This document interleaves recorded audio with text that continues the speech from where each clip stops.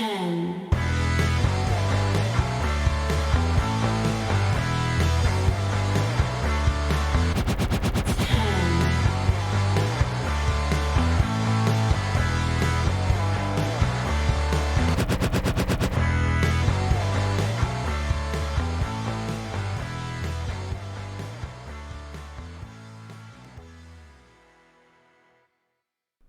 Hello and welcome to Imp's LOP Radio Adventure, or Imp on LOP. Imp on LOP, that's it, I like to say it quickly. I came up with that months ago. Anyway, this is LOP Radio on YouTube, on Spreaker, and wherever you get your podcast feeds. I don't know what to call it once it's becoming wrestling headlines. LordsOfPain.net is slowly making the move over from Lords of Pain to wrestling headlines, just getting some news out of the way first in terms of the site and the admin kind of side of it. But yes, is it WH Radio? Do I call it LOP Radio just to keep the reminder of the Lords of Pain name and brand, keeping that stuck with wrestling headlines, because I know the site has meant a lot to a lot of people. I guess me included as well. It's kept my fandom alive when it probably wouldn't have if I hadn't become part of this community and then become a writer for the site and then become a podcaster for the site. Oh no, it's the other way around. Podcaster, then writer for the site. Yeah, it's been a nice thing that's kept my fandom alive. And that leads us particularly well into this week, where the times right now, it's like under no illusion that times right now are tough and difficult, and you're like, to say, when I logged into YouTube today, I had a message telling me I can finally say COVID-19 without getting demonetized. Like, just to make a kind of point that if I've not really mentioned the name really, I probably have. No, mate, I've been going live at 4 a.m. I've not had my brain. I'm going live at midnight, and this is early for me. But yeah, so just a point of, why haven't YouTubers or live podcasters been saying the word? That's why you would have got demonetized if we even mentioned it. And just to say how bleak the times are, that was the message I got. Oh, by the way, you can mention the virus now. Thanks, YouTube. Nice and positive start to the day. But anyway, so today it's going to be talking about the week after WrestleMania. And the reason that I brought up the site is because this is a difficult time, really. But at a time where if it wasn't for this site, if it wasn't for this thing here with the podcast, if it wasn't for the columns that I write as well, I probably would have tuned out of wrestling. Because it's being perfectly honest, there's been really good output. Like, I think like the consensus is this week has been surprisingly good. Is, I guess, the way to explain kind of the general consensus of how this week of WrestleMania has been, be it including NXT and AEW as well. That it's been of a surprisingly high level. I've generally enjoyed when I've watched it. However, I have very little mental space to really care, like, or to even put out like genuine critique of anything. There's lots of you're seeing think pieces going up on the Bray Wyatt John Cena match or the Firefly Funhouse. You're seeing full-on critiques of the WrestleMania event itself and of every one like Raw and NXT. Johnny Gargano and Tommaso Ciampa had another cinematic match in their championship. They kind of twisted it to be like that. I guess closer to... Has there been a cinematic match actually in the ring? I guess the original... I guess the final deletions, like those ones in Impact for the Hardys... I guess those, because they were just straight up matches done in like that creative manner. They weren't wacky stories or anything. So I guess that's closest to Ciampa Gargano. Yeah, so they did that, and there's already massive critiques going up about it. But I just don't have any mental space to really care. Like, there's such bigger things going on in the world that I'm really struggling to really care about wrestling. However, suddenly, I still have my obligations to do this weekly podcast. I still have my obligations to cover WrestleMania with the Aftershock shows. Because this is more of a person. If you've listened to me on Aftershock, then jumped onto here, then I know a couple of people have done before because they told me. So I guess that's nice. Good feedback from Aftershock. But this is more personable, this show. But with jumping from... Yeah, so I had Aftershocks to keep me doing WrestleMania. So as in, I was 100% going to watch WrestleMania because I'm covering it for Lords of Pain. Not because I'm super hyped for the show or anything. That helps with the excitement in a way. As in, it takes out of the equation the question of, am I watching it? Because I'm covering it for the site. And like with this show this week, when I woke up today, I had no desire to do this. I watched AEW, I enjoyed it.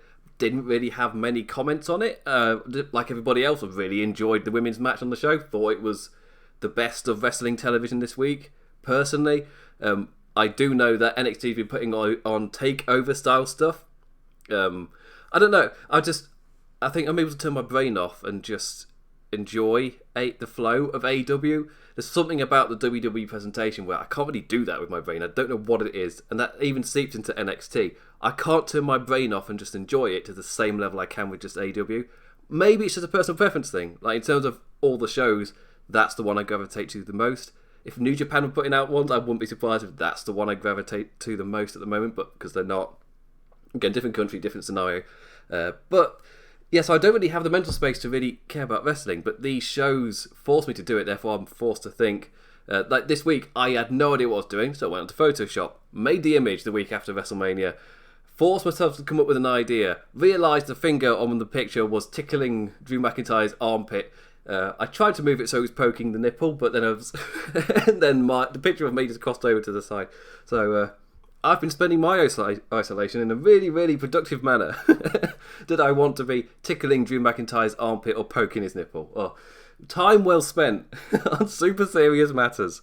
So that was my day today. Just trying to convince myself that, trying to come up with something, because I do these shows, to like some kind of emotion or take on the wrestling world. And my take really is that with everything that's going on, I just don't have the mental space to care. That is my take of this week. They are putting out a good product, but I'm just not here. I'm distracted by other things. I'm helping out my parents because they're both vulnerable. I'm the one going to see the shop for them to pick up everything, getting their prescriptions and all that. I've got so much on my mind. I don't really care about wrestling right now, but I'm extremely happy for the distraction. So this is where kind of WrestleMania comes in, and the perception of WrestleMania. We're now a few days out from the events taking place, so we've got a bigger perception. We can look back on it now. We're already looking back on it, and how has it gone down? What is the perception of the events? Was it a success? I will say yes, it was. It's in context though. I don't know if this is going to be a super rewatchable WrestleMania years down the line. If it's going to be known as this really unique thing, but like maybe people aren't hitting it up on the WWE network because they'll go for the big crowd stuff or the huge storyline things where you got that emotional investment from the audience as well, which really does add to the presentation. So that'd be interesting. But within this week, with us still in lockdown, with us still all isolating from everybody we know, I'm lucky. I've gone to my parents, so I've got a garden I can go into. I've been taking care of that as well. And that really, in terms of mental health, that really helps.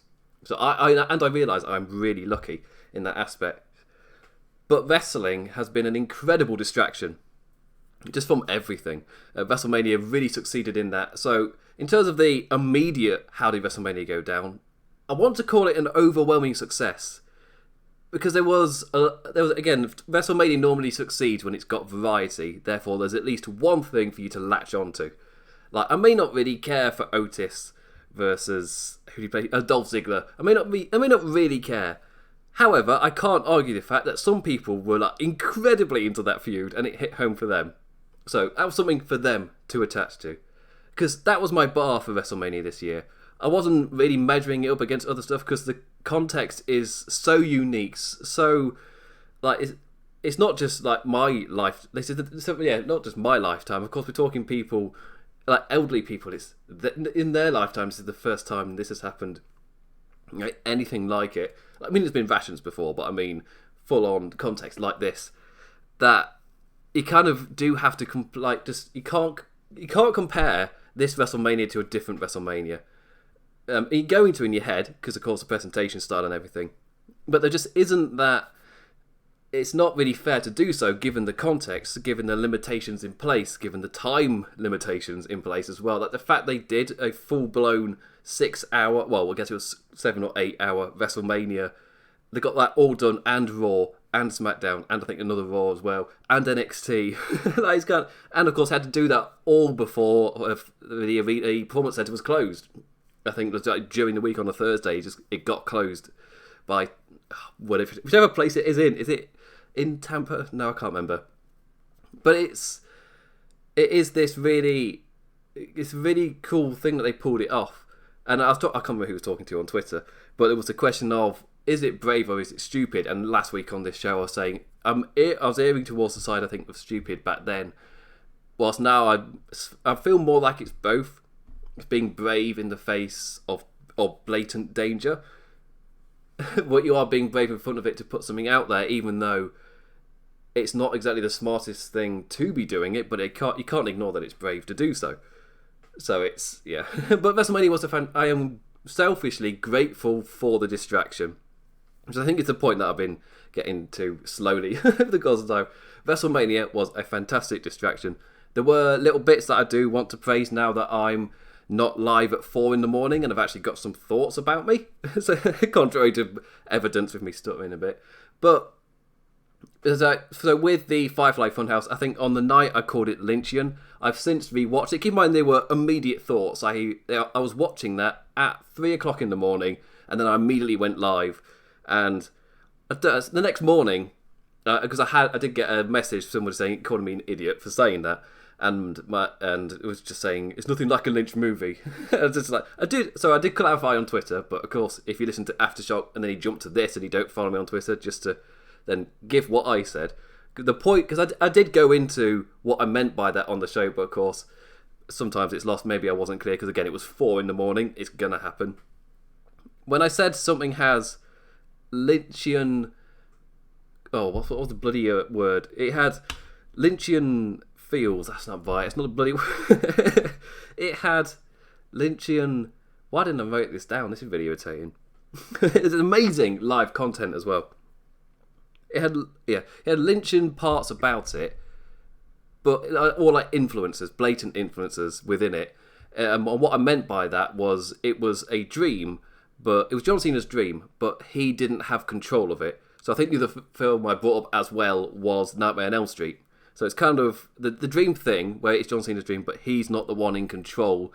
He's experiencing it, and it's somebody else that's guiding him through it, teaching him the lesson, which I guess brings Scrooge into it as well. The demon part will be Nightmare on Elm Street, and the kind of crazy loopiness of it all in a way is the Lynchian kind of style of it as well. And given the darkness of everything around him, then you're focusing on certain things. That's the framing, I wouldn't say is Lynchian, but the idea for the technique is.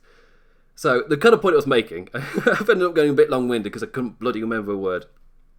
But when I said something has Lynchian parts about it, that doesn't mean it is like watching a David Lynch movie. It's like, no, it's taken influence from it. Therefore, there are certain aspects about it which are like that because it's taken influence. That doesn't make it pretty much equivalent to watching a film that is that. It's like, no, like the greatest creators all steal, which is it's kind of quote. I'm forgetting all the words tonight. But yeah, so what I kind of meant by that was what I just said there. It's taken influence from the thing, and I picked out a couple of things as other things as well, with the Scrooge idea, with the Nightmare on Elm Street kind of demon in the dream type of thing. All of those together create this madness, because like another way I was thinking of it was, it's like if in the not a David Lynch movie, but in a David Lynch dream sequence in one of his movies or TV shows, whatever, like the Twin Peaks, I guess more specifically is what I'm thinking, where you're watching it and you don't really know what's going on. This was more like if you watch those dream sequences and it's got something happens and that something is odd, but you've got somebody guiding you and telling you the entire time what is happening and what this next step is, what it means. So that's kind of what The Fiend was doing. It was this odd, weird stuff happening, but The Fiend was describing what was going on the entire time. Especially when you watch it in the middle of the day rather than at 3 a.m. It's quite easy to follow, it turns out. Bray Wyatt guiding you the entire time through this weird dream sequence. Hence why it's more Scrooge. That's why the Scrooge thing comes into it. Because there is that kind of guidance from the demon, the Elm Street demon ghost kind of thing. And of course at the end, John Cena fades away. But I genuinely really loved that match. I've been playing the video game Control, which has got heavy David Lynch influences in it as well. And it's got the Bureau stuff, so it's got a bit of X-Files in there as well. I've just hit a difficulty barrier, and I don't have these things called observational skills and concentration. So suddenly, I've hit a brick wall with this game. So I'm trying my best. But my mind is already on like the David Lynch kind of feels of stuff, because that game, that's the video game I'm playing, so your mind already starts thinking that way. Then I watch the Fiend thing. And the influences are there. It's just, well, as soon as I got that message, I was just like, I feel like I need to clarify here, especially as I'm pretty certain I said it on air, but now I've said it again in detail and stuttering all over the place as I repetitively forgot words because I didn't write notes for this, because it wasn't in the script. I was meant to quickly mention it and move on. But yeah, so in terms of pros coming out, let's actually join the 2 points together. The Firefly Funhouse and the Boneyard match have arguably been the two most talked about matches since the event, which is, I guess, is a massive pro in terms that they were, I guess, a huge gamble because there's such a departure from the norm compared to the way that they ended WrestleMania with Brock Lesnar and Drew McIntyre. That's part of the cause. But with the Boneyard match ending night 1 and the Firefly Funhouse, that is so out there for WWE that it's kind of insane that they did them both on both shows and gave them such a heavy spot as well. As in, it didn't put them slap bang in the middle of the card or whatever. They were semi-main event on night 2 and main event at night 1. And both of them were different, which really, really helped. One was more of a straight-up bizarre fight, I guess, but it didn't really veer from the fight. And the other one was a not fantastical dream. One was, again, a more dream with a purpose. The dream had a message, even if it seemed a little bit weird. Everything had meaning. And again, that meaning was explained. So, yeah, more like a Scrooge dream-like tale. And that means it's so different from the Undertaker match, and some people preferred one over the other. This is where it's difficult, because both of them really succeeded in their own personal way of going for it. I guess in terms of like which one did I prefer, I've only watched the Firefly Funhouse again, but that's more because the weird dream thing, what's going on, trying to solve everything has meaning, that's right up my street. Straight up to Southerners Fiend. From day one, I've been right in there with the Fiend and everything he does.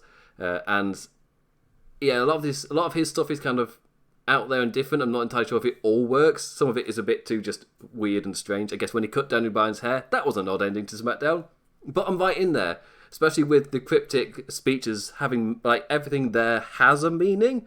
It doesn't always hold the same weight as everything, but it's all meaning. It all progresses to a point. I'm not entirely sure if everybody behind the creative of the rivalry always gets the points that are being made here, but as long as they're in talks with each other, you get genius like this here, which is kind of a prime example for the Firefly Funhouse of just the multiple creative minds working together perfectly, compared to, I guess, Edge Orton, where there's a little bit of a clash kind of happening. This was kind of perfect in terms of everything. Same with AJ Styles versus The Undertaker. It was perfectly done in terms of what he wanted to do. Crazy fight. The Undertaker got shed pyro. So obviously a massive positive there with shed pyro. Like, I can't fault a match that at the end of it, somebody's got their logo shot onto a shed. And I can't remember who it was, but somebody's making a point of, that means that Undertaker must have gone and set that up earlier in the day. He just got it all set up, including the light. And when I win, I'm going to have my logo just shone onto the shed, and it's going to look awesome. It's like, yes. Yeah, I love the craziness of that.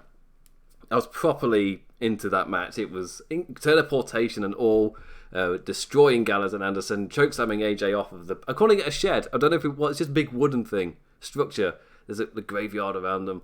It was a bit bigger, so I'm assuming it's a barn, but calling it a shed's a bit more comical standing.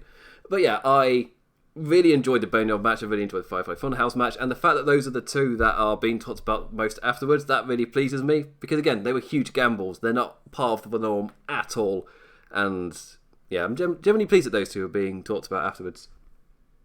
But especially as the wrestling part was good, but I don't really have any desire to watch any of that again, which I guess is the difference here.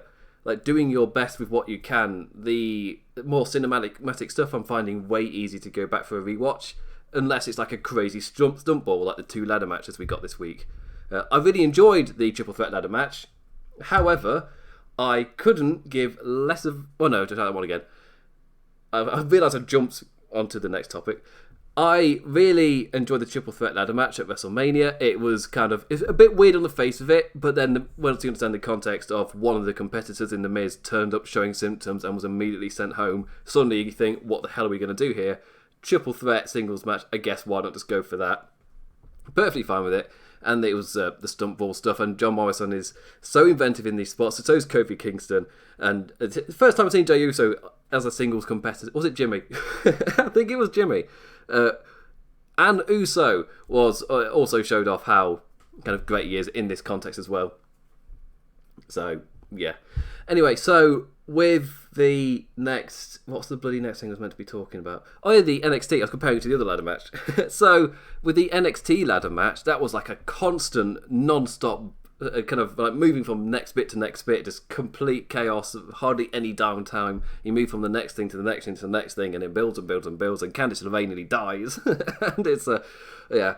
If you was to choose between the two ladder matches, because again I compared the two pre-taped cinematic stuff. Ciampa Gargano is, I guess, a cinematic match, I guess, of sorts. It's not cinematic, really inventive, coming out of the arena, doing whatever they can, off-location shoots type of thing. It's inventive in the arena. It's his own thing, really. Wasn't a massive fan, really. It's an odd one. I feel like I should have loved that, but I was kind of watching it, maybe that's because I generally just enjoyed the nature of AEW. I didn't really want something that I'd have to sink my emotion into. I was happy to just turn my brain off and just get lost in a world, I guess, of silly wrestling. That's what AEW Dynamite gave me. NXT was a bit, I guess, emotional heavy with that Gargano match. The ladder match was right on my street, though. Bloody loved it. For spot. Io Shirai versus Charlotte Flair excites me so. I'm so looking forward to that. That could be one hell of a match. Especially, I guess that's the next thing to move on as well. Well, finish your point first, Tim. So, the main point I'm saying is these kind of stunt matches really do work. In the WWE style of matches, the ladder match really does work. Like the stunt-heavy spot from spot to spot, they work a treat. Because you don't really have any downtime to realise the crowd's not there. Like in a match where the wrestler stops and he talks and you hear the words that they're saying and they try and get over the psychology of the match. Try and get over the story that they're telling and the characters. I didn't want to say psychology. Trying to get over the story and the characters, like Seth Rollins, Kevin Owens, but you do realise that there is no crowd there during the thing, even though it is good. That realisation does hit you, even though you're still enjoying it. Ladder matches from spot to spot, you just don't have any time. Maybe that's the power of editing as well, just cutting out little rest bits and you just immediately jump to the next spot as well. For me, that would be like a good style of editing, which is what Edge Orton really needed. You just trim the fat. You don't need to necessarily cut out huge chunks or whole chunks. I arguably would have, but you don't need to do that. You could just trim the fat and then it kind of helps it flow a little bit better. Again, that's my main takeaway from Edge Orton as well. Just it needed trimming. It was way too big. But with the ladder matches, you generally enjoyed them. The next point I'm going to get on is kind of like the final one with NXT. I know penultimate one with NXT because there's the UK stuff. Because I'm pretty sure I'll talk about that. Now, Charlotte Flair, I've seen quite a lot of dislike for Charlotte Flair winning the NXT Championship. I've never really been on that bandwagon. It's an odd one, really.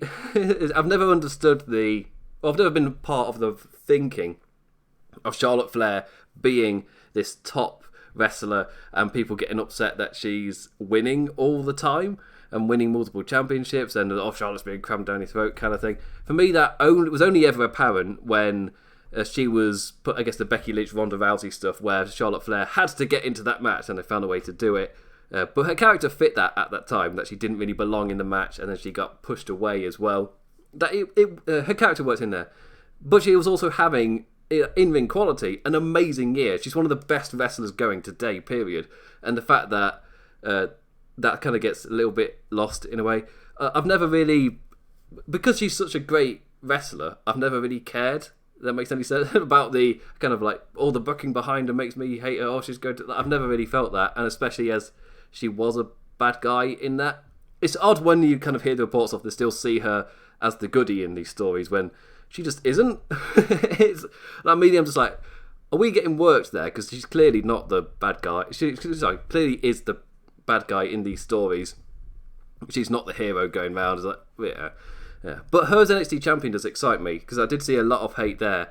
where I kind of like, and I was like, oh, she just buried Rhea Ripley. Like, really? Did you watch the match? or does the fact that the pin happened, is that the only thing that matters here? None of the other context really matters at all. I keep forgetting on Twitter, context doesn't matter. But with Rhea Ripley Charlotte, Rhea Ripley went toe to toe with her for about 15-20 minutes, and it took a lot out of Charlotte. And for me, I read it more as the NXT rookie really trying to prove herself against one of the best in the business in Charlotte, and she was overzealous in doing so. And Charlotte Flair just kept hitting the leg, constantly going after the leg, just keeping on the leg, and eventually, as the match went longer and longer, that weakness became a bigger and bigger spot. Like the bright red shining spot on the video game for you to press triangle, that's Yakuza. I'm trying to think. There were other games. So, in God of War, is it circle or L3R3 or something, just to do the devastating kill or something? She was glowing red on the knee, and Charlotte Flair locked in the figure eight.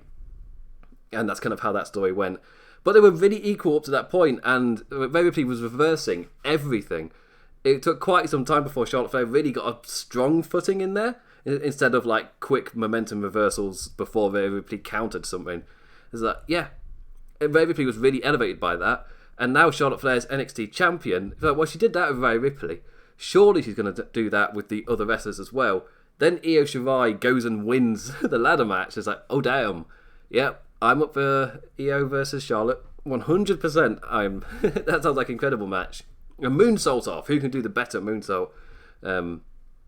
It's that match excites, especially because of how Rhea Ripley Charlotte Flair went down. With about it was 15 minutes of someone stepping up to one of the highest acclaimed wrestlers of the current generation on the main roster in Charlotte Flair, and Rhea Ripley stepped up to her. And again, it was like the more long game by the veteran, just constantly working at that one spot, which eventually became the weakness of the overzealous challenger. But even though Rhea Ripley was NXT champion, it's different because of Charlotte Flair being on the main roster and holding all of those accolades. It's kind of like Rhea Ripley was champion, but the underdog as well. But she got elevated by this because she went toe to toe with Charlotte Flair in an incredible opener. Like, a live crowd would have gone crazy for it. Without it, you just hear lots of girls screaming and loads of "Are you watching porn?" memes as well. Yeah, generally enjoyed that. Final note with NXT stuff. UK people can't go to America because of the borders and the lockdowns and everything. So that's no Pete Dunne, that's no Jordan Devlin. Obviously other people as well. But those two are important because those two are champions. So William Regal gave some announcements. First off, Jordan Devlin is going to be stripped of the title. I guess in a John Moxley New Japan fashion, couldn't show up to the show. So therefore, it's crappy circumstances, but them's the breaks. So then we're going to be having a Cruiserweight Championship tournament. Immediately, yes. 100% yes. Especially as it won't be up to the Cruiserweight Classic kind of depths and levels to it, but it immediately gives the opportunity for at least one incredible match every single week. For this next stretch of NXT shows, these could be the matches of the night every single night as well. So, massive thumbs up about that. Sucks that the British people are being stripped of stuff, but we'll get some amazing matches, and then you've got your champion versus the guy who never lost the belt. Yes, those matches are always great. And in terms of Pete Dunne, apparently, I thought I heard that no decision's been made yet. They're thinking on it, but obviously they're aware a decision has to be made. So that's that, I guess. But yeah, UK people can't travel to the shows. That's obviously going to create quite a bit of an issue. Aside from if you're living in America, obviously like Sheamus, like McIntyre, you're obviously there to make the show, so it's not as big of a deal. But yeah, with the folk who are abroad, like Pete Dunne, like Devlin, yeah, it creates a bit of an issue. The fact that they can't get here, so... And there's a chance that our lockdown here in the UK might last about 6 months. So it's going to be quite a while. And I have no idea how long America's is going to last. It's not going to be Easter. But I don't know how long it will be because I don't know their tactic. I don't even know if they have a nationwide tactic. It's probably going to be state by state. So, and God knows how long that's going to really take. Or how states open. Because, of course, the UK people have to fly in. So Florida is like one of the earlier ones because they're one of the first to get it, which gets the idea that they'll be one of the first to get over it as well. In theory, in my head, I don't really know enough about how America works for that to definitely be true. But as the other states that aren't currently having their highest peaks, if they then get them later, than with Florida, where WWE will be taping their stuff in assumption that'll be where they'll be taping it, unless they've got their secret location in their Dana White private island. It's weird. Is it weird that I'm sad that's not happening? That Dana White's fight island for the plot of Dead or Alive. The fact that isn't happening. It's a weird one where, in terms of, the science part of my brain, the logic part, where it's like, that would never happen in a million years. The virus can spread to an island. I live in the UK. Surely that proves that. It can go to a separate island. But also on the other side of it as well, it's like, that's Dead or Alive. It's got a survival fight island. That is amazing. But it's not happening. That fell through just before I went live. All the news is coming out a little bit while. So that's both a shame and also, yeah, of course not. Of course that's not happening. You idiot. But yes, I genuinely enjoyed this week of wrestling. And that kind of caught me by surprise a little bit. I'm clicking on the wrong bloody thing as I'm checking Spreaker. But yeah, that generally caught me by surprise how much I enjoyed this week of wrestling. So one thing I've not talked about is Monday Night Raw. Then I've not really talked about Monday Night Raw and how that one flowed as well. The idea seemed to be this week, because of course every single week they're learning from the previous mistakes, and they've got WrestleMania to learn from as well. I guess in terms of the pacing and the editing of it, when do you throw to break and all whatnot, but how much do you show? And this week decided to go with the long match idea.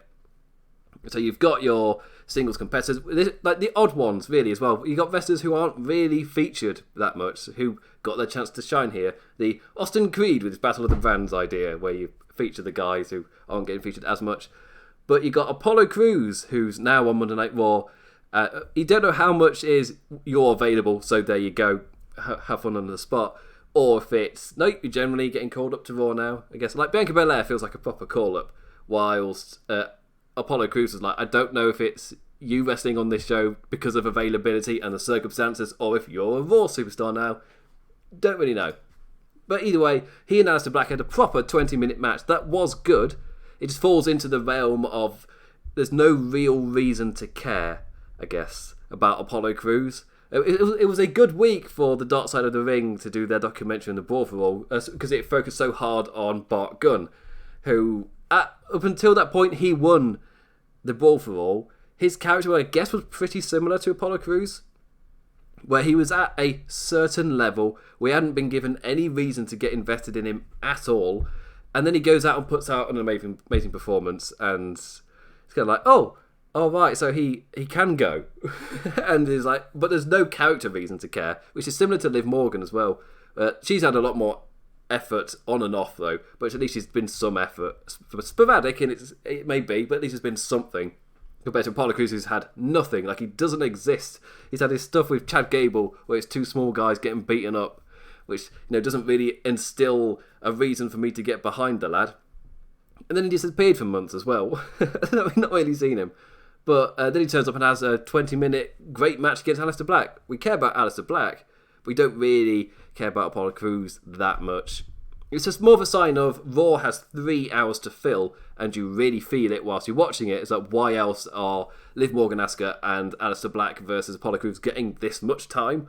Like, they generally wouldn't in normal circumstances. I'm partly thankful for it, because I do enjoy that kind of, I guess, the longer matches to give time to flesh them out and actually care for the characters before the end arrives. Both sides get in offense as well, so it's not just a flat-out beatdown. Aleister Black was always going to win against Apollo Crews, but Apollo Crews got in some good kicks. Like, he got in some genuine punches and throws. And he looked like a genuine competitor against Aleister Black compared to what we probably would have got on Monday Night Raw if everything was normal. And, yeah, I'm thankful for that. It would give a really different feel to the show. I think the longer matches might have worked, especially as, for me, the promos are some of the most awkward parts about the modern day kind of thing, where WWE tried to do the show they would do anyway, but in an empty arena. And in an empty arena, those scripted promos do not work.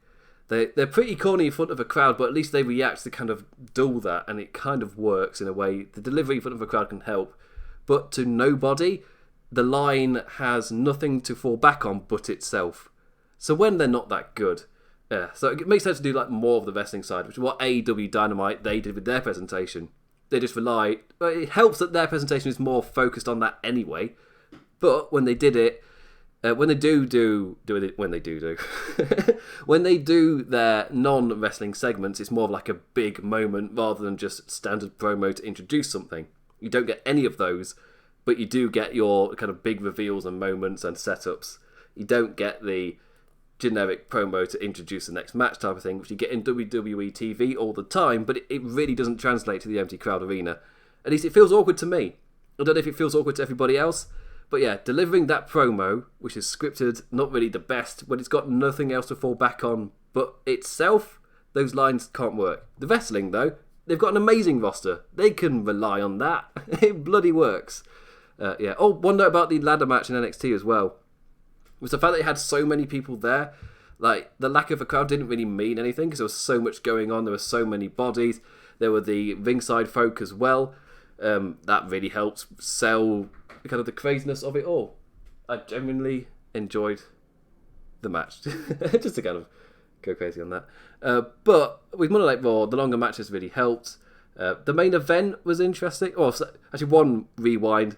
The 3-person with Street Profits and Bianca Belair, who's now on Raw, versus Angel Garza, what's his face, Austin Theory, and Zelina Vega. The fact that went over 3 matches and 3 segments, as I hit my sound shield, that was a little bit much, if I'm perfectly honest. Didn't need to go that long. That said, again, the fact we've got a distraction like this, and the fact that there is anything at all, that I'm really thankful for, so I'm not going to be too critical of it. It's just that I did end up skipping through it. Being British, I'm not watching live, obviously, because I'm not mental. I'm recovering from aftershocks after 2 WrestleMania nights. I am not staying up for Raw. But yeah, it was long, and I started skipping through it, but I guess I get the point, and I don't really mind, given the circumstances. It is what it is. The main event was an interesting idea as well. You can't do this on the night after WrestleMania in front of a live crowd, because they see this and they're like, oh, right, I don't really care about that. Unless you give them a live match and you give the people at home this. But I guess you could have just brought Big Show back, but then they're not really going to go for that either in a live audience. But in an empty arena, and you do it as the night after Big Show came out. It was a different idea, I guess. And Big Show turns heel in coming back.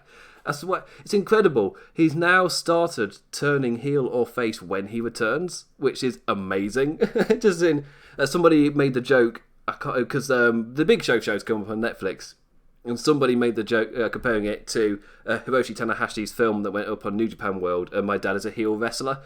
So when the Big show came out, somebody tweeted, "My dad is a heel, face, heel, face, heel, face, heel, face, heel, face, heel, face, heel, face, heel, face, heel, face, face, heel, face, heel, face, heel, face, heel wrestler." I loved that. I haven't got that right. If I have, that's incredible. But yeah, now he's at a point where he turned heel when he returned to join the bar back at the Saudi show. Then he came back to fight with Kevin Owens against Seth Rollins, turning face, and he's come back here to face Drew McIntyre, turning heel. Within half a year, he's not even on the main roster, really. He's showing up every now and again. Here, I'd assume he's here to promote the Big Show. But he's not even on the main roster, and in 6 months he's had three turns. Like, you're not even a full-time guy. How are you having this many? I love how if that's kind of like a joke within that, every time he turns up, he's the other side. So he never has. You can never have any. You can pretty much guarantee there will be no long-term allegiance if every time you turn up, you switch sides. Like, I love it. Fantastic. But yeah, I saw some people like, oh, this is a bit. Well, I thought it was fun. I enjoyed it. Again, I'm looking for a distraction. My bar is super low right now. I don't really care if it's not hitting the same levels as you would normally expect. I don't care if some segments go on too long. The fact we're getting anything, yeah, it's fine. If I'm entertained by it and I can be distracted, like even if I was skipping through it, like there was I enjoyed the match for what I saw of it with the 6-person match. 6-person mixed match tag. Don't know why I can't speak now. But yeah, that was fine. Raw was a fine follow-up distraction. It won't go down as the best Raw after WrestleMania, but it was a fine follow-up given the circumstances. In terms of what happens next, I don't know if SmackDown is the first one that needs to be a new set, or if we've got till Raw next week. If I'm right, one of these Raws will be the last one before they have to do a new set, and that's where we get a bit of an issue of, do they record at the secret location, or have they recorded enough already where they can go for a little bit of a while? AEW have apparently got that out the way, so they've recorded all the way to Double or Nothing that I think was in May, because that really, really helps. Yeah, it's... And we'll just make one note with AEW as well, which I generally really enjoyed. Again, it's just... I'm able to turn my brain off and just enjoy it. I don't have to think about things, and I don't know what about the presentation causes that feeling. I've got more than enough time to analyse it and eventually work it out, but right now I don't really know. But I'm able to just enjoy it. I'm not thinking too hard. Maybe because the show does all the working for me, I don't need to use my brain. Or things get explained, so that really just helps. Or it's just, again, could just be personal preference. It calls to me a little bit more. But I was able to turn my brain off, really enjoyed it. One of the things I really did like, it's a little touch, but with Jake Hager's story, because I did like numerous video packages hyping up next week's championship match between Jon Moxley and Jake Hager, and the story they used, where they incorporated reality into it, rather than just mentioning, oh, with what's happening in the world right now, we've had to do this. Like, they twisted it, and I really liked it, where Jake Hager was saying that I was training for a fight for Bellator in like early May. I was getting in ring shape for Bellator. Now all of that training, because that show has been cancelled because of COVID-19, all of that training, Jon Moxley, is going to be for you. There is no other second thing. I'm in that kind of shape, and now I'm focusing it on you. It's like, oh yes, I love that. Taking that twist, taking reality, kind of twisting it in that. It's like, that is the perfect way to kind of take what's happening and twist it into the storyline. Like not shying away from it either. And it's not taking it full on head first to kind of depress you a bit. It's twisting what is there into the wrestlers who, if they exist in the real world, then this will be affecting them. So it makes sense that the way they then go with their kind of talking points to the other wrestlers, they do sometimes play off of it. So yeah, unless you're Brody Lee, love that. Also, get on the note of Brody Lee, as I'm drifting off all over the place. I finished with WWE for this week. Yeah, again, until I did my Photoshop, I had no idea what I was going to do for this show because my brain just wasn't turned on for wrestling at all. But yeah, watching AEW was fun as well. But with the Brody Lee stuff, where Ryan Satin tweeted out, oh, and here we go, another Vince McMahon thing. Immediately in the comments, it's like, this isn't a famous Vince McMahon thing. Like, is this a Vince thing? Like, oh, another Vince thing. This time he's bulleting guys for not dressing smart or whatever. And the thing that got me was, I noticed it because I think I was in the same room as somebody else watching the Scientology documentary, which was about the leader. It's not coming to me now, but the leader of it begins with M, I'm pretty certain. But the leader, current Scientology leader, and what Brody Lee was saying was like word for word hit the Scientology leader guy. Then I logged onto Twitter and immediately saw the Vince McMahon stuff, and I was like, oh. Well, it's kind of sad that's gone over your head, and first off, you feel negative about it and you're complaining because you thought it was a Vince McMahon thing, and it's like, oh, well, you're missing all the Scientology stuff.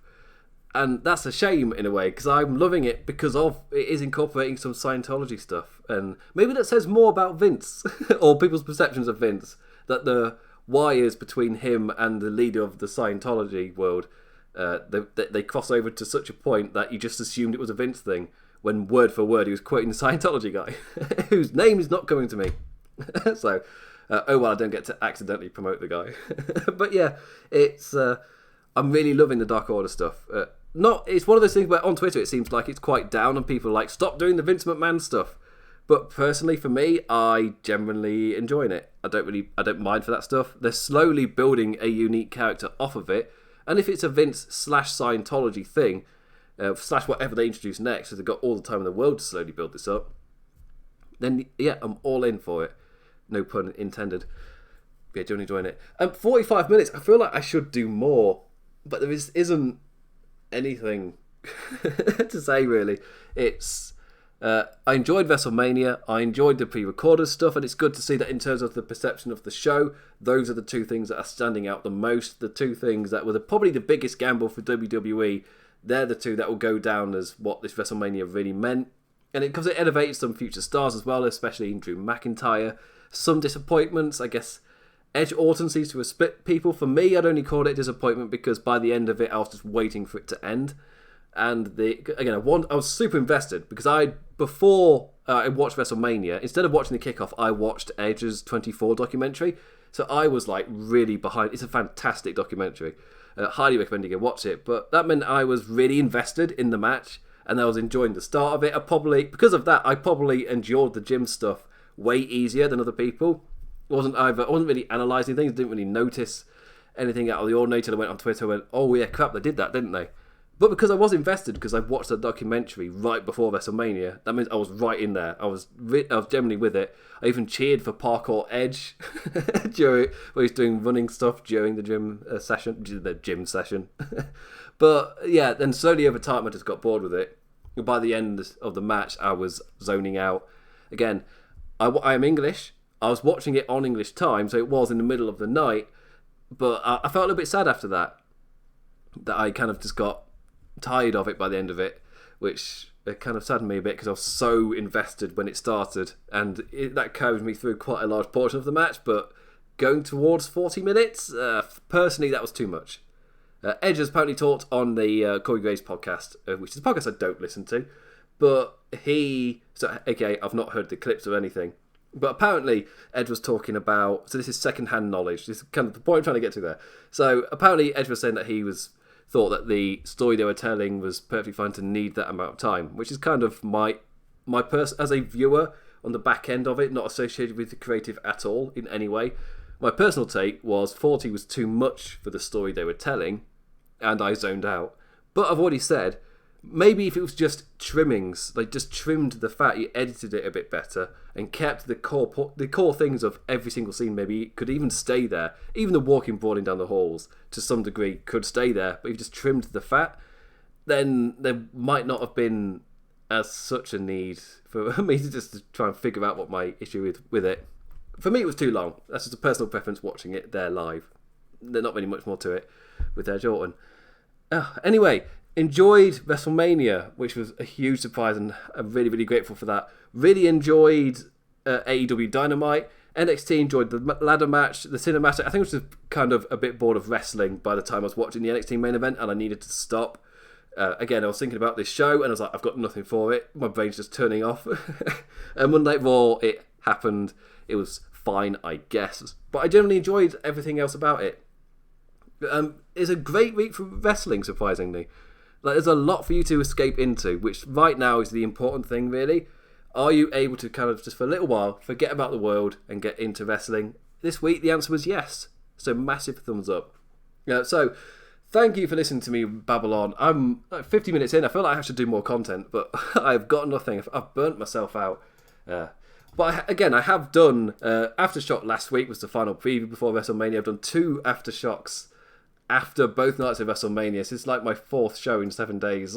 I am ready to turn off. So anyway, I am back here next Thursday at LOP Radio after a week's break. It's going to feel marvellous instead of like a couple of days. And I'm still recovering from the whiplash of WrestleMania in terms of the late nights, because I'm going to bed at 4 or 5 a.m. Like, it's knackering. Anyway, I'm back here next Thursday at LOP Radio at the same time as 7 EST/midnight GMT. But please do check out the other shows here on LOP Radio. Live after AEW, we have our post-Dynamite show, Dynamite After Dark, with Jamin and Jeff. Fridays, we normally have the Legacy series for NWA Power, but with the current situations, Miss Fan and Mystic are currently producing the Wrestling Mystery Bag, where it's 3 or 4 different wrestling matches to go to from all over the place. A genuine bag. A genuine bag of mystery. And I enjoy those shows. Saturdays is reserved for All Elite Wrestling pay-per-view stuff. But Sundays are reserved for WWE. Of course, last week we had Aftershocks on both nights, so content. Tuesdays is Kingdom of Honor with Jam and his friend Jeff talking Ring of Honor, New Japan Pro Wrestling, whatever.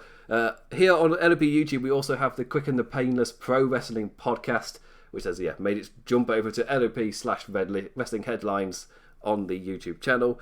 And we've got some shows in the works, but of course the wider world has put everything into spin, so who knows what's really happening. And that's the kind of course for all of these shows as well. What's going on in the world will obviously widely affect the lineup. We'll try and keep it as strong and ongoing as we can, but obviously we'll put something out if something happens, is all I'm saying. Anyway, thank you for listening to this, you weird people listening to a British man in the middle of the night talk about wrestling to a wall. I will be back next week. Follow me on Twitter at the damn Implicat. Read my columns on Laws of Pain under Imp's Wrestling Adventure. I post them every single week. Most weeks. Last week I was busy. I say I post them every week. Obviously, in current circumstances, and I've already said I'm so busy, I've hardly got any time to think about wrestling. If I get a column out, it's a miracle. So maybe over the weekend I will get something out. There's still content being put out.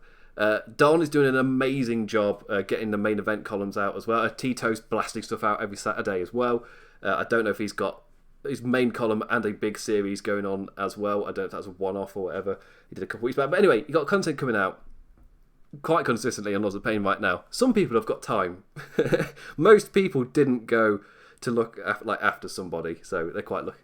I've realised I'm both lucky in terms of that aspect, and also unlucky in the sense of I don't really have any time to dedicate to wrestling unless it's in the middle of the night. But I need that to recover for the next day. Anyway, I was going to stop waffling on. With that, I bid you adieu. Thank you for listening. Adios.